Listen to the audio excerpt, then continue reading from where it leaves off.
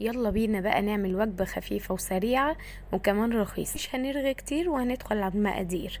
اول حاجة ابشري 4 بطاطسات ونقعيهم في شوية مية، مش انا لوحدي اللي بقول الطريقة. هندخل بقى ونبشر جزرتي. هنقطع كمان 3 حبات بصل، بس البصل الاخضر مش البصل الابيض بتاعنا. انزلي بقى بشوية زيت في الطاسة، انزلي عليهم بشوية البصل اللي احنا قطعناه. قلبي فيهم كده تقلبتين لغايه اما يتبلوا معاكي شويه، وبعد كده انزلي عليهم بالجزر اللي احنا بشرناه، قلبيهم تقلبتين واطفي على النار وسيبيهم لغايه اما يبردوا. انزلي بقى في الطبق ببيضتين وكمان كوبايتين زبادي، وانزلي كمان بملح وفلفل اسود وقلبيهم لغايه ما يختلطوا ببعض.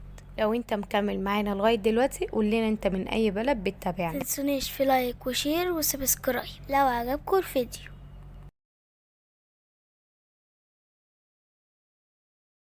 ننزل بقى على الخليط بتاعنا ب150 جرام من الدقيق او الطحين، وبعد كده هنقلب فيه وهنخلطه ببعضيه.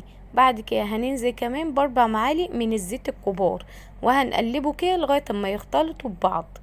صفي بقى بشر البطاطس كويس وانزلي عليه بخليط الجزر والبصل اللي احنا شوحناهم. انزلي عليه بخليط البيض اللي احنا عملناه، قلبيهم مع بعض لغايه ما يتخلطوا. قطعي بقى قرن حراق وده يكون اختياري على حسب ما انت عايزه، شويه جبنه موتزاريلا وقلبيهم مع بعض. ودهني الصينيه بتاعتك بشويه زيت وانزلي عليه بالخليط بتاعنا وسويه ودخليه الفرن على درجه حراره 250، واول لما يدخل في السوا بتاعه هنخرجه ونحط عليه شرايح الطماطم بتاعتنا ونرش عليه الجبنه الموتزاريلا، هندخله الفرن ونقيد عليه من تحت بس، واول ما يستوي من تحت هنقيده من فوق.